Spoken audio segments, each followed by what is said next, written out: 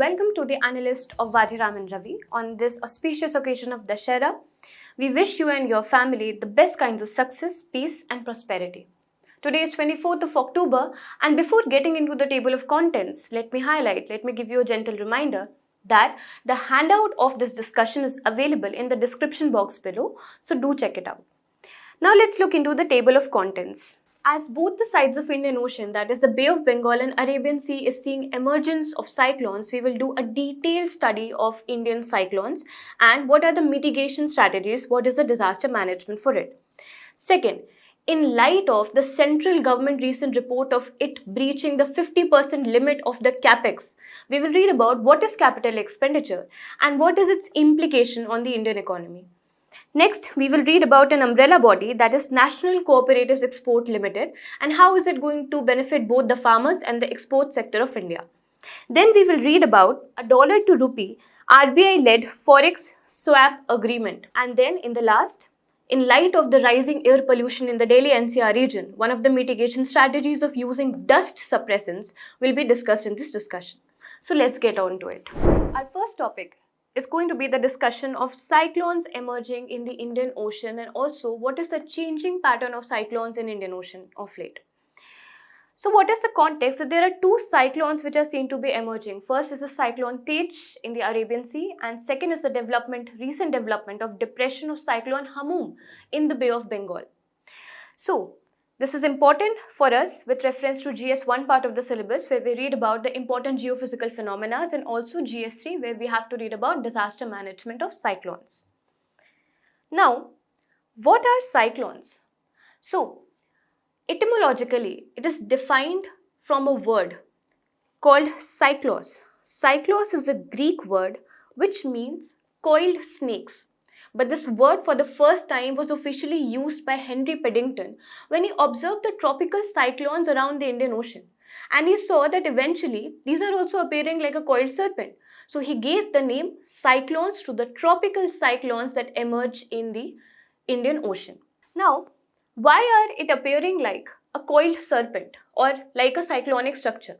Because of the presence of closed isobars. Isobars are nothing but lines which connect the areas of similar pressure gradient. So these closed isobars who are spiraling because the movement of the air goes from a high pressure center to a low pressure center. So it moves towards the periphery, towards the inward region, which is of the lowest pressure. This is also known as the eye of the cyclone. So this is a spiraling whirlpool, a wind system which is driven by a very intense low pressure. According to NDMA, National Disaster Management Authority, it defines cyclone as an inward spiraling wind. Now, why are the winds spiraling inward? Because there is a prevalence of low pressure.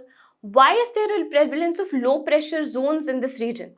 Because the tropical regions that you see between the Tropic of Cancer and the Tropic of Capricorn is under high insolation. That is, the amount of the sun's energy that it receives is the highest as compared to the rest part of the world. Because the sea surface temperatures are developing this energy, is trapping the sun's energy. As a result of this, they increase their temperature and create pockets of intense low pressure.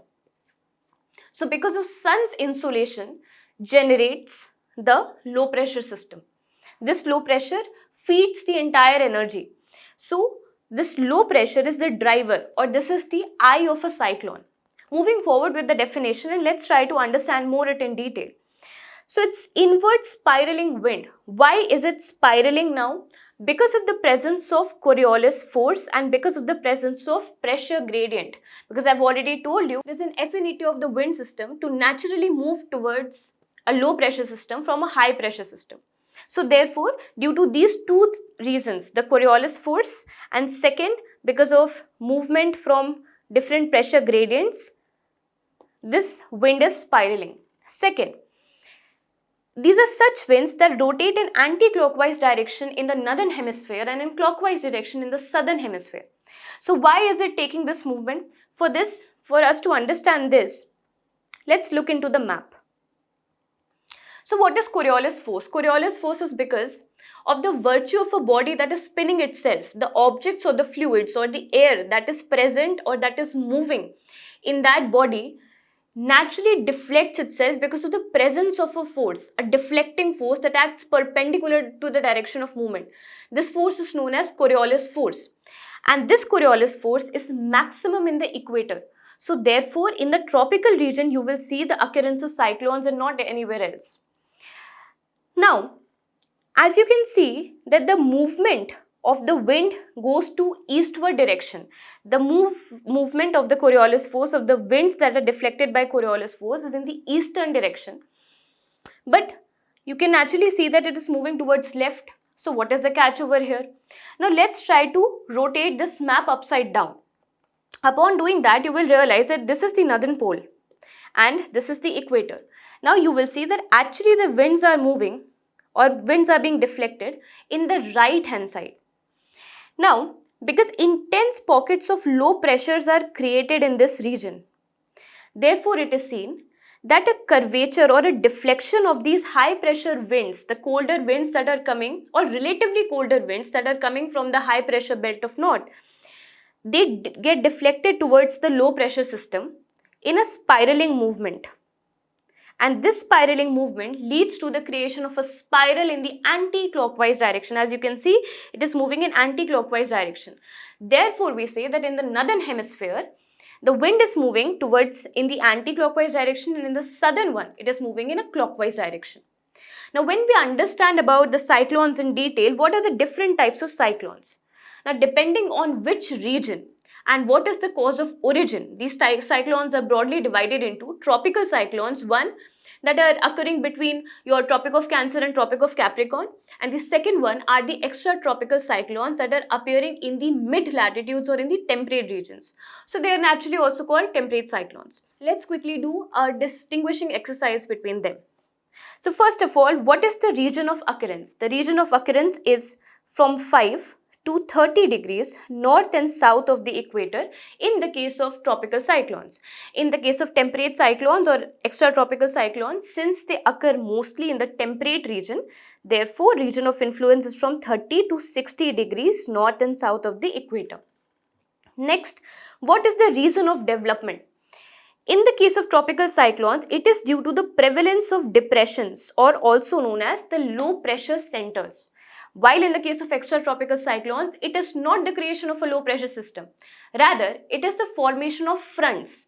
Fronts are big walls or big zones of transitions that are created between two air masses of contrasting nature. So one will be a polar front, a very high pressure mass, and second would be a tropical air mass or a low pressure air mass. So these two contrasting kind of air masses, large packets of air, when they confront each other, it appears as if they are going to have a battle in between. So therefore, this zone of transition or turmoil is known as fronts. So because of the development of fronts, they are also known as frontal cyclones. Next, what is the driving energy of these cyclones? So in the case of tropical one, it is the latent heat of evaporation. Let's try to understand it in a very simple manner. So what happens when you put ice and the other items in to cool them down in the refrigerator? The refrigerator itself gets heated. What is the reason behind it? Because once you want to cool something off, you would want to emit out the energy or the heat out of it. And this emission of heat eventually creates heat in the outside atmosphere. A very similar thing happens in the case of water vapors, which goes upwards, and due to the lapse rate, as it reaches upwards or as it moves upward, the temperature drops takes place. That is, their cooling takes place. Now, because they are getting cooled intensively, therefore, and very aggressively, therefore, a lot of energy comes out of this system. Because a lot of energy is coming out, this energy drives the circulating motion of the entire cyclone. So this is the driving energy, the latent heat of condensation. Next, what is the driving energy in case of extratropical cyclone? It is a potential energy. Potential energy that is there between two contrasting air masses that are about to collide and transit with each other. So Here it is potential energy. Now what is the time period? Best time for the development of tropical cyclone would be summers. Naturally, because in the summers the insolation will be very high, ITCZ will be very close, and therefore as a result low pressure will be intensified, and it will also help to drive the cyclones, build the cyclone.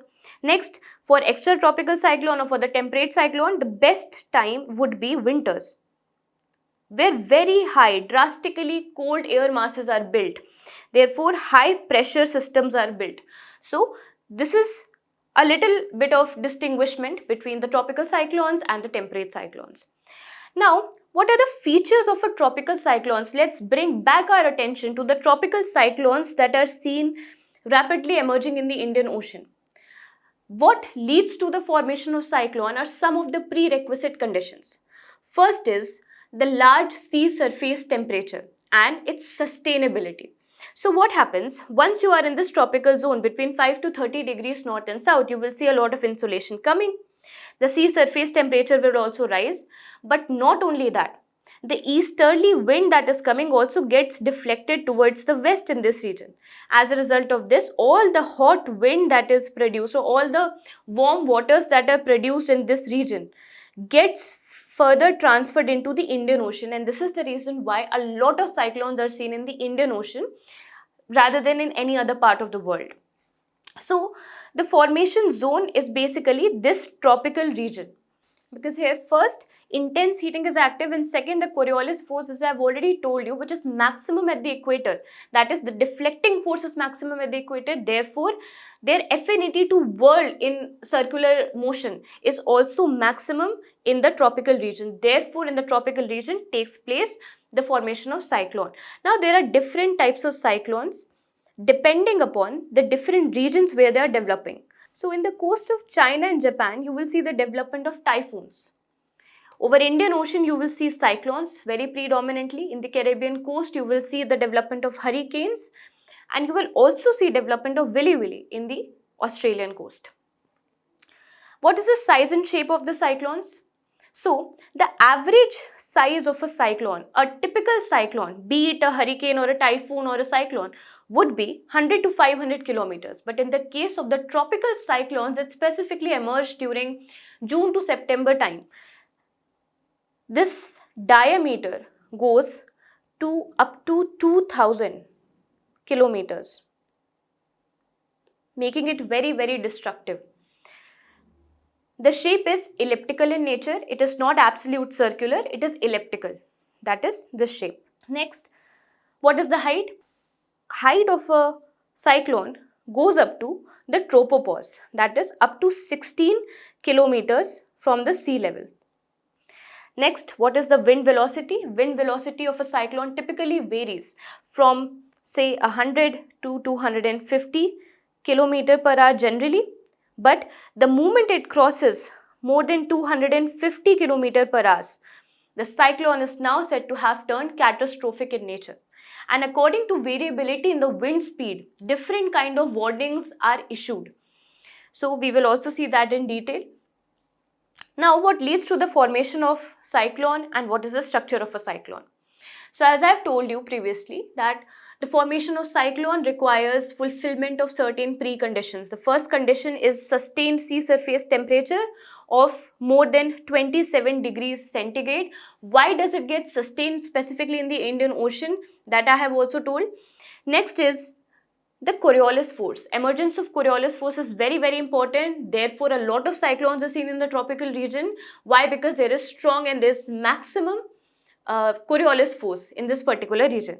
Second, pre-existing low pressure area is important. Now in the tropical zone is where the ITCZ, the intertropical convergence zones, also moves. This is the pressure belt which is having the lowest pressure among all the pressure belts. So as a result of its movement between the tropical zones, intense low pressure areas are more likely to be created in the tropical seas.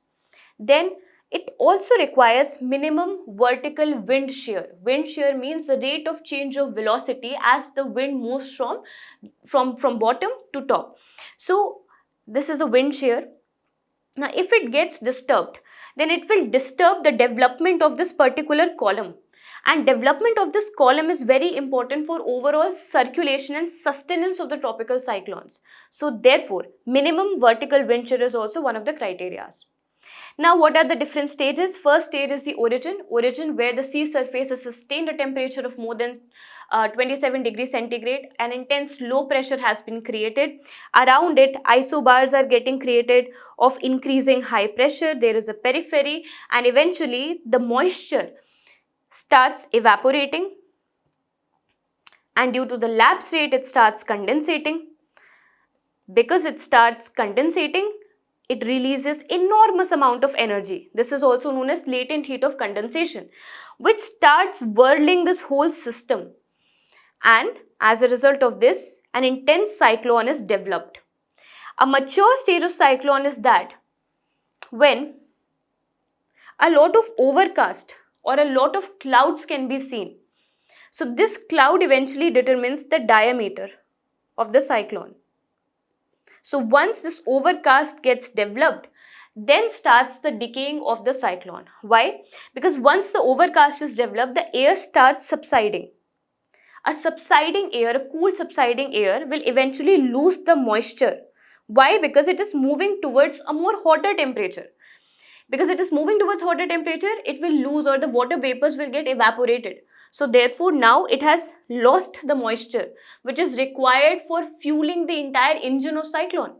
So this is the first reason of why a cyclone dies. The second reason is landfall. Whenever it loses moisture because it has now reached the land, then also the decay of the cyclone takes place.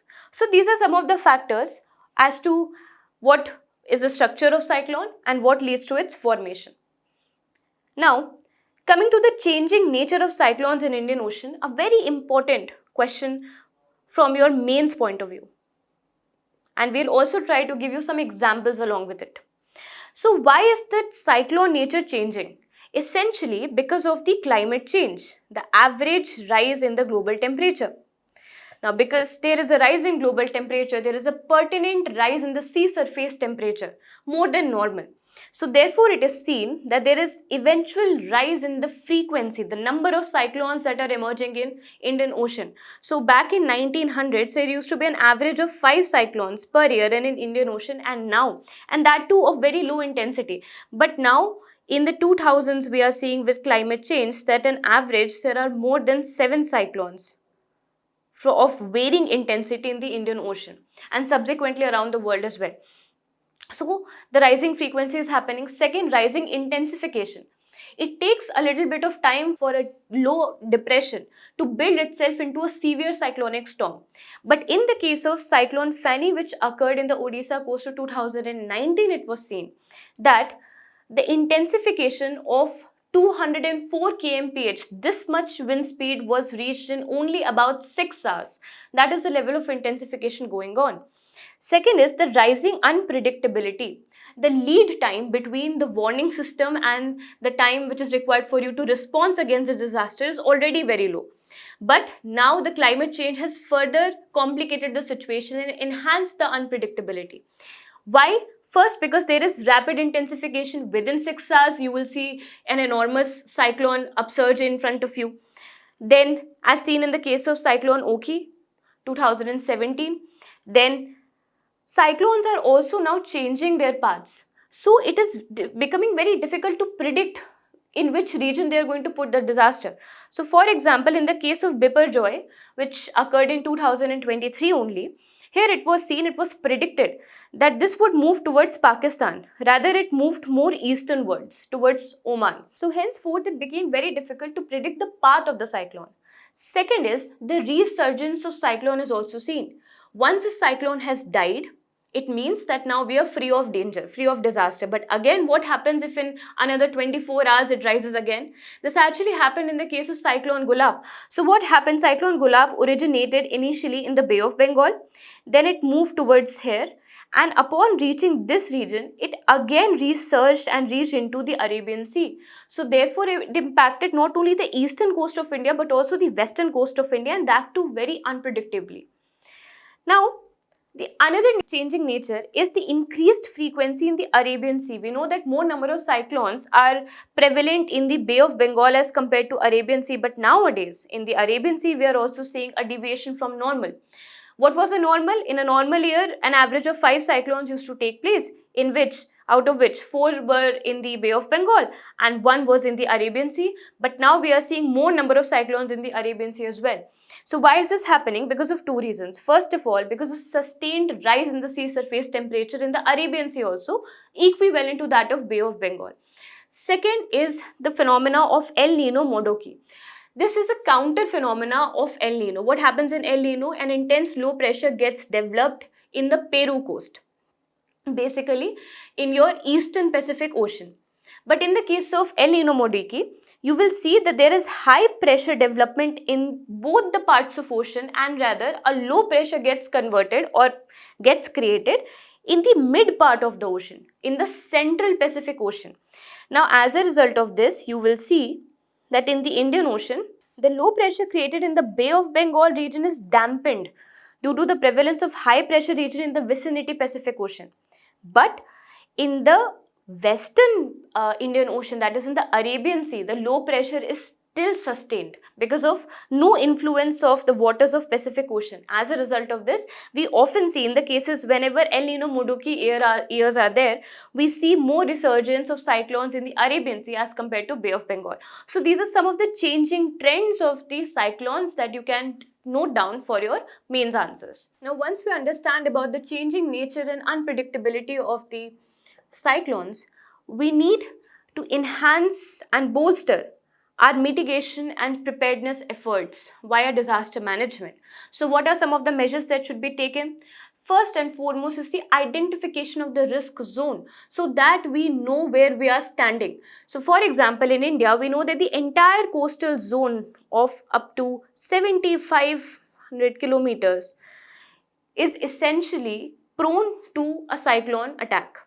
So therefore, mapping of the hazards is very important, because not only these regions but also regions which are subsequent to them, neighboring to them, they are also somehow susceptible because of the rising intensity of the cyclone. Therefore, proper requirement of a planning or creating a hazard zonation map is required in the case of cyclones.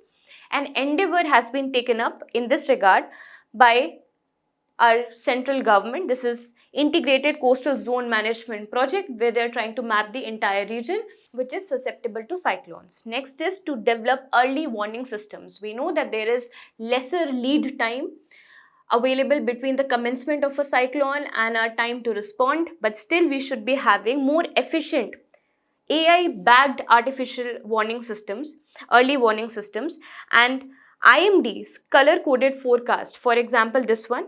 So in this particular case where Tej has reached severe storm category, a yellow alert has been put forward. Yellow alerts are those whenever cyclone poses possible threat within next 120 hours.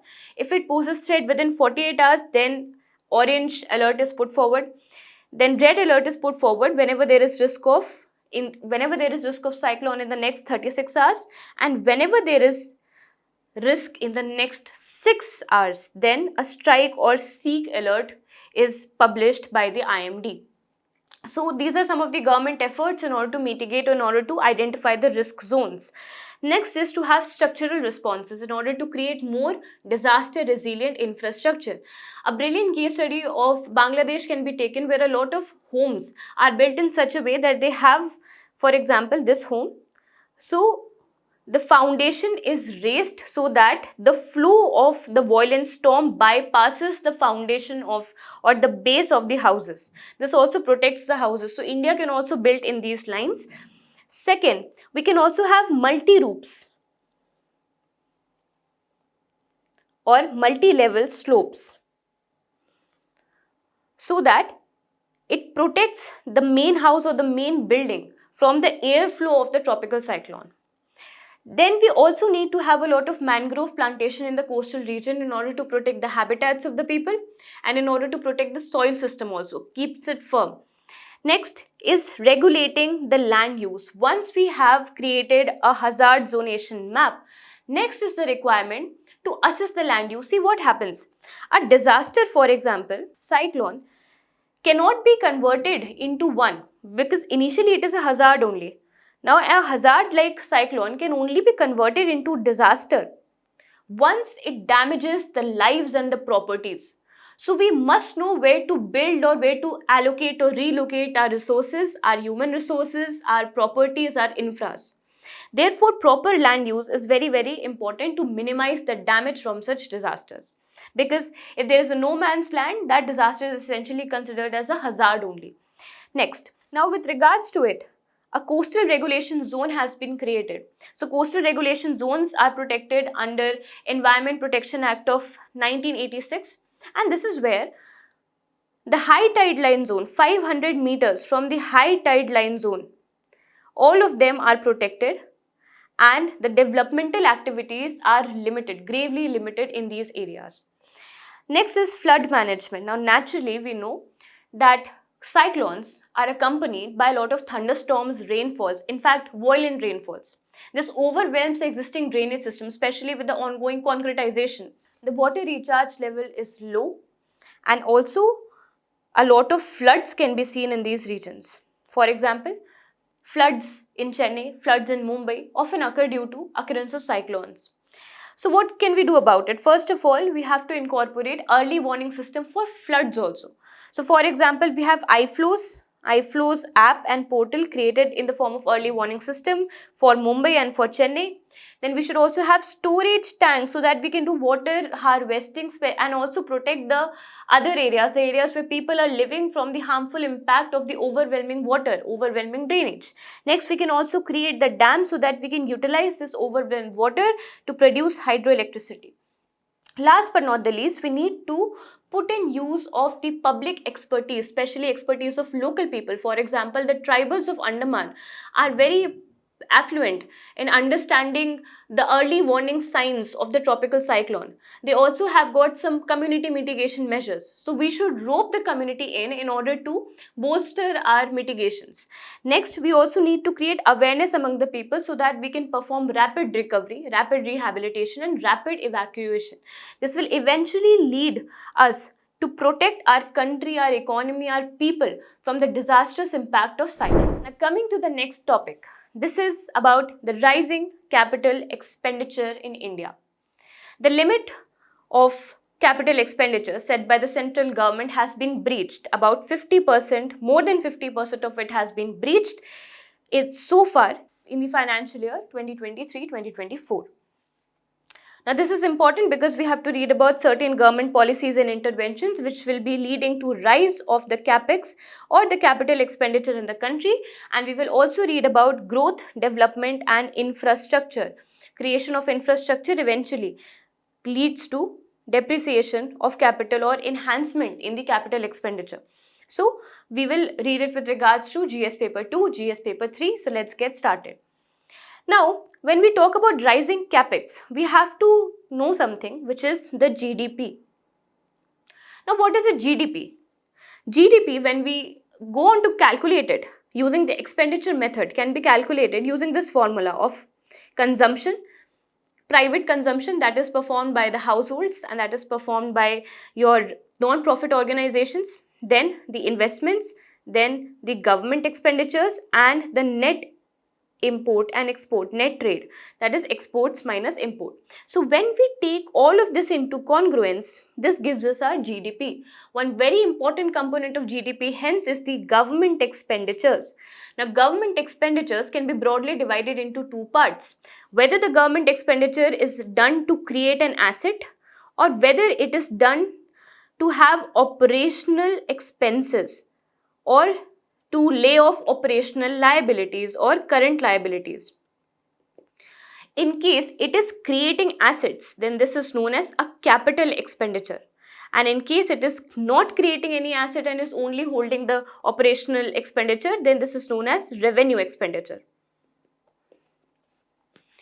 So now once we understand about the different types of government expenditure and one being the capital expenditure, what exactly does capital expenditure mean? So in very simple words, it is the spending that is done by the government in order to create assets both of social forms and economic forms, social, for example, creation of hospital, creation of educational centers, creation of schools, etc., or creation of economic assets, for example, railway, airport, roads, etc., buildings, or also to purchase shares, all of which is going to be having a bearing or will going to provide you a dividend and profit in future or in long run. These expenses are known as capital expenditure. As you can see from the trend that in order to boost the growth and recover the economy from the impact of COVID, the government has continuously been expanding its capital expenditure. Now, why is the capital expenditure on rise? Because government has intensely focused on building the infrastructure in order to provide multiplier effect to the economy. These infrastructure projects include PM Gati Shakti, laying down of multiple railway networks, the ropeway projects, road expansions, and also creation of multimodal logistic park. As a result of this, a lot of rupee has been sent or has been spent on creation of capital assets in the country. Now, what is the significance of capital expenditure? It is not an absolute bad thing. In fact, it is very essential to boost the growth of the economy. Why? First of all, the first significance is to recover from the slowdown that the country got stuck after COVID-19. So in order to recover from it, we needed to create more employment, more job opportunities, more job infrastructure. And for that, we have created a lot of infra projects. Next is, it also gives a multiplier effect to the economy. So according to National Institute of Public Finance, it was seen that if government spends 1 rupee in a revenue expenditure, then the amount of output it generates or the amount of convertibility it creates is about 0.98 rupees. But if it spends 1 rupees on a capital expenditure or on a capital asset, then it creates 2.25 rupees worth output. So therefore, it has a huge multiplier effect. Second is, it also leads to value creation. For example, creation of hospitals, schools, etc., providing health insurance as well. All of these eventually increases the socio-economic parameters or the rank of India. Next, employment generation. Because we are creating so many foundries, so many infrastructure, it will also inquire a lot of human resources into it. This will also increase the amount of opportunities for employment. And this will also help us to curb down the unemployment scenario that is currently going on in India. Next, what are the challenges? Why rising capex can be an issue for the economy? First of all, because in order to lay down such large infrastructural projects, for example, laying down of your airports, railways, roads, etc., you would be requiring high initial cost. Now, having this much high initial cost is fine, but it also comes with an opportunity cost. What if you could have used, or the government could have used this money to feed off some poor sections of the society or to take care of some immediate demands of the economy? So all of that opportunity cost is also there. Second, there is an inflationary effect of the capex as well. So what happens? When you invest so much into infrastructure, it leads to exponential increase in the employment, which also increases the purchasing power capacity of the people as a result of this. Because there are more hands to buy and less supply, less goods to feed them, naturally the prices of these goods will go up. This will also cause inflation in the economy. Next is the time lag in order to reap the profit and the dividend. For example, I have set up a particular hardware company. I have made a lot of investment into it, say of 50 million rupees. And I am waiting till 10 years for it to give me the results, for it to give me some profits. But after 10 years, my hardware equipments have got outdated because of the rising technological advancements day by day. So eventually, I cannot wait for 10 years to only go into loss. So there is also a lot of risk involved to its output or to its profitability given its high time lag. Next is the environmental cost. When you will be creating a lot of infrastructure or a lot of logistics areas, then you will be clearing up the forest. You will be displacing a lot of people. Therefore, it also has a very important and pertinent environmental cost associated with it. So what can we do about it? How do we balance economic development with environmental protection? And how can we also minimize these challenges of the rising capital expenditure? So first and foremost is the realization that for a country, a growing country like India, which wants to grow into a 5 trillion economy, it is almost impossible to not use the capital expenditure. In fact, we must use, the government must use, but within certain limits. So first of all, we have to make sure that whatever projects are taken up, a proper monitoring is done in order to make sure that timely completion is done. Second, easing of the process. Easing of the process from bureaucratic red tapeism, which causes unnecessary delays due to any other hurdle, which can lead to a huge time lag between the delivery of the project and the commencement of the project. Next, we also have to manage the revenue expenditure. So there are certain revenues, for example, revenues for your repair, for maintenance and operation. So these kind of revenues which are used into these infrastructures are also considered as an expenditure, but we have to make sure that they are utilized effectively. Next is ensuring quality control. So what happens if you have built a 50 billion rupees worth road across the country, and eventually these roads, because of poor quality, poor use of material, they get damaged very quickly? Or what if the same happens with the railways? What if the same happens with our airports? What if the same happens with the existing cases like the faulting bridges, the breaking off of bridges? So this eventually calls upon our question on the quality control, because it furthermore increases the capital expenditure that is required to maintain and rebuild this infrastructure. So quality control is very, very essential. Coming to the third topic, here we will talk about an umbrella body, that is National Cooperative Exports Limited. Why is this in news? Because the Cooperative Minister, Mr. Amit Shah, has recently launched new logo and new website of NCEL, and has also highlighted that so far it has bagged 7,000 crore worth of order. So what is a National Cooperative Exports Limited? This is again a body, as I have told you, an umbrella body with a dual focus on supporting the farmers, supporting the cooperatives, and also boosting the exports of the country. Now this body is registered under Multi-State Cooperative Societies Act of 2002. It is registered, or it is developed by Ministry of Cooperatives. And what is the focus? Whatever surplus is getting created or being created by our cooperatives, be it the cooperatives of agriculture and allied activities, or be it of handlooms and handicrafts, whatever surplus is being created, that is used, or that is made or given the access of the export markets beyond the geographical frontiers of the country. That is, it is allowed to reach the international market, also boosting the overall export of the country. What is it going to cover? It is going to cover all the types of cooperatives from apex to primary, whoever are interested in promoting their exports. What is the target? The target is to double the overall export by the cooperatives by 2025.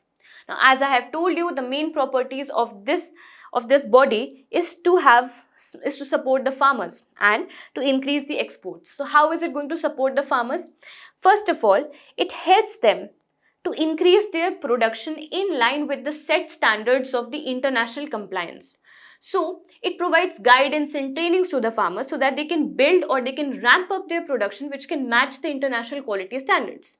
That is the first thing, which is guidance. Second, procurement. So in case a farmer or a product doesn't get exported duly or in the proper price, then it will be purchased back by the government, by the Minister of Cooperatives at the rate of MSP, which will be declared in that financial year. Then 50% of the total profit that is earned by this body out of the export of the products of cooperative will be given back to the cooperatives, will be given back to the farmers or the owners of the cooperative. Next, it will also help to increase the farmer income, because naturally when the profit gets boosted, when the export gets promoted, it naturally doubles up the farmer's income, which is also one of the goals of the Indian government. So it is going to do all of this in a very equitable and inclusive manner, which is known as Sehkar Se Samriddhi. This is also one of the agendas of the present day government. Next is to increase the export. Now naturally when the production of the cooperatives gets boost, then we can also go Atmanirbhar. We can also create a lot of Make in India products. This will also help us to fulfill our export targets, that is to double up the exports by 2025. It will also help to increase the demand of Indian products in the international market. Why? Because this particular body will also be creating a lot of promotional campaigns of the cooperative products. Second, it also benefits economy and society in large. Why? Because a large part of society eventually is congregated in the form of cooperatives. How? Let's look into the data. Why the government's focus is on cooperatives? Because cooperatives in India has got a very strong hold. Why? Because more than 8 lakh cooperatives or cooperative societies are currently operative in the country, having or benefiting more than 29 crore people of the India. So when we are going to promote the exports of the cooperatives, we are going to benefit the social fabric and the economic fabric of the society as well. Next, we are having many cooperatives. Some famous one are Amul, then there is Trifid, then there is IFCO, Indian Farmers Fertilizer Cooperative Limited. You can utilize this example in your mains answer writing. Second, why government is focusing on cooperative is because it has got a mandate to do so in the form of directive principles of state policy given under Article 43B. So under Article 43B, state has to make some attempts in order or make endeavors in order to promote the cooperative society. Why? Because it is the eventual fundamental right of an Indian under Article 19 to form a cooperative society. The other significance of cooperative is because it is very easier to be formed as compared to any other limited liability partnership or any other joint firm, any other joint company. Second, it also promotes democratic governance because each member of the cooperative society will be given one vote, will be given one share, and equal dividend or equal distribution of the output is done in accordance with their shares. So the functioning is very democratic in the cooperatives, and it is also less exploitative as compared to the other joint company infrastructure. Next, it also promotes equitable distribution of the output. Next, it also promotes the agri boost because the farmer income will go up. Also, because there are cooperatives, so the marginal and the small farmers can come together, their overall land can increase, and therefore the mechanization of land can also take place. So which will lead them to enhance the overall produce. So therefore it also gives agriculture boost. Next, cooperative societies attract a lot of state support in the form of tax concessions, in the form of subsidies that are given to them, in the form of such societies which are there to promote their exports and to boost their production. So therefore, this particular body becomes very important from the exam point of view. Next topic is Forex swap agreement. What is the scenario over here? So what happened last year, April last year, 2022, RBI made a mutual swap agreement with the rest of the banks of the country in order to squeeze out the excess liquidity in the market. And that was to be mature after 1 year. And so on 23rd of April, that is yesterday, we saw a lot of banks giving back their dollars to the RBI, which led to the overall creation of 40,000 crores in the economy. So what is this swap agreement? So this swap agreement is basically worth $5 billion. So what happened? Last year, during April, RBI decided that I will be giving $5 billion in the economy and take back the equivalent rupee denomination from the different banks. This will help me to squeeze out the surplus liquidity. Why? Because rupee as compared to dollar is more liquid asset. So now in order to squeeze out the liquidity, I need to give them dollar in return of rupees. So a $5 billion agreement was made between RBI and the bank. And now after maturity period, that is after 1 year, banks were to give RBI back this amount. So this was the background. Now what were the impact that was seen at that time, and actually what was the reason why the Forex swap agreement was placed in the first instance? So first of all was the requirement of liquidity management. So at that time, a lot of inflation was getting into the economy because the liquidity enhancement. It is a pertinent duty of the RBI to follow a monetary policy in order to keep the inflation within the brackets of 4% plus minus 2. That is, inflation in our country cannot go beyond 2 to 6%, and this is the mandate of the RBI to ensure that this is possible. Now, in order to fulfill its mandate of keeping the inflation tight, it has to perform certain monetary policies, and this being one of them. So it wanted to squeeze out the excess liquidity in the system. That is the first reason. The next reason behind this move was the constantly depreciating or the fear of depreciating rupee. Why? Because what happens when in economy something is available in too much quantity. Suppose I'm giving you 5 apples and all of them are free. Then in that case, the worth of value in your eyes will go down. And the very similar thing happens in the case of economy. If there is too much rupee in the system, if there is too much liquidity in the system, the overall value against dollar goes down. So because in order to protect the rupee from getting depreciated at that rate, so actually rupee was depreciated at the rate of 77.5 rupees for $1. So in order to strengthen the rupee, in order to appreciate its value, RBI squeezed the excess liquidity from the market so that the rupee becomes more valuable. So as a result of this, in 2 months, the rupee got appreciated to 76.56 Indian rupees. So that was the impact also. Also, the other reason was to reduce the fiscal deficit that was going on. See what happens once you empower the rupee. Once you empower the rupee, then the gap between the dollar is the amount in which you will be purchasing your crude oil. So the gap between this dollar and the rupee, when it goes down, our bills also go down. Something that you have purchased initially for 100 rupees will now be purchased by you in just 90 rupees because your rupee has strengthened. So therefore, in order to reduce the fiscal deficit, this was more so important because of the ongoing Russia-Ukraine crisis. The crude oil prices escalated too high, and as a result of this, because India is import dependent on the crude oil, it used to pay heavy bills on the import. So we also guarded ourselves against this. The other reason was the heavy pulling out of the foreign portfolio investors from the stocks of Indian market, which led to rapid decline in the number of stocks of Indian economy. So about 34,000 crore rupees were immediately withdrawn from the Indian economy, giving it a huge backlash. So therefore, to recover the losses from this pulling out, we also needed to protect our rupee against it. We also needed to squeeze the liquidity from the market. The last topic is about dust suppressants. Now, these are some of the materials, some of the techniques that are used in order to suppress the greatest menace, the greatest causation agent of air pollution in Delhi NCR, that is the dust. So, the context is that because the stage 2 of Graded Response Action Plan has been started in Delhi NCR region, one of the first measures would be to use the dust suppressants in order to mitigate the pollution from dust. This is very important from prelims point of view. We will be reading about different type of dust suppressants. Such names can be asked in the UPSC, and they can ask in the prelims examination that what are these class of chemicals, and these are basically your suppressants. So let's get into the discussion.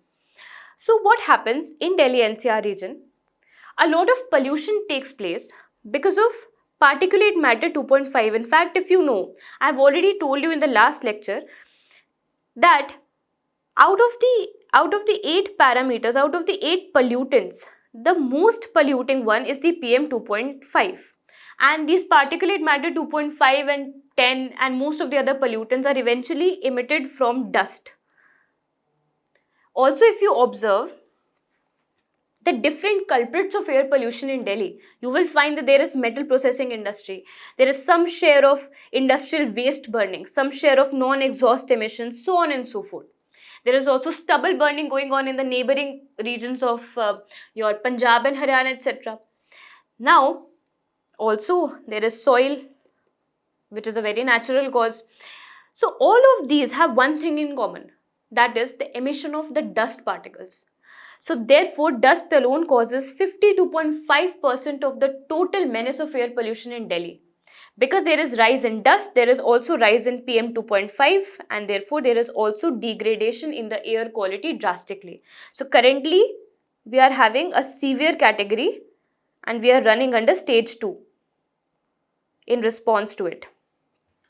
So what are the different types of dust suppressants that should be used? Suppressants are the techniques or the materials which will try to bind the dust so that they do not go into the environment or they do not become airborne. This will also help us to reduce the air pollution in the region. So there are different types of dust suppressants. First is the water-based. Water has a very high binding ability. So it sits down the dust that is going on. This is the most widely and the most cheapest used dust suppressants. The method to use water is through sprinkler system or through mist spray. You can also augment the binding ability of the water by adding some agents like hyaluronic acid, or you can also add surfactants to it. For example, soaps. Next is chemical dust substances. These include magnesium chloride, calcium chloride, lignosulfonates and pyroelectrolytes. Then the most common one which is used in Delhi NCR region is lime and calcium chloride. Next is the dust binding agents.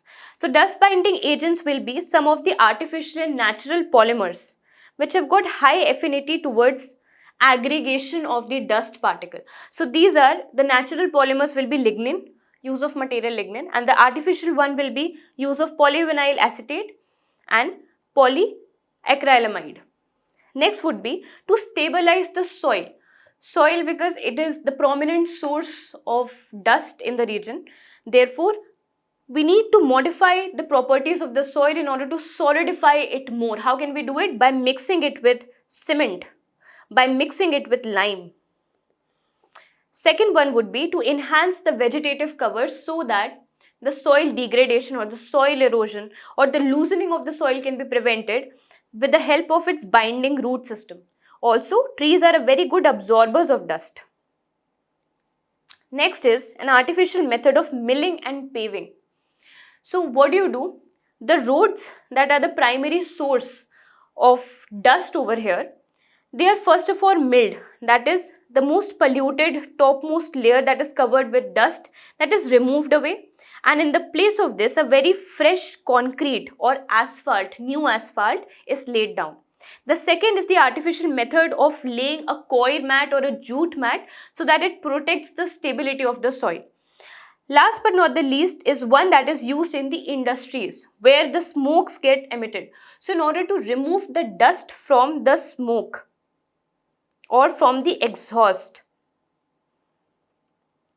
electrostatic precipitators are used in construction industries or in your manufacturing industries. So this is all about dust suppressants. I hope this lecture has helped you to enhance your information. Thank you so much. Have a nice day.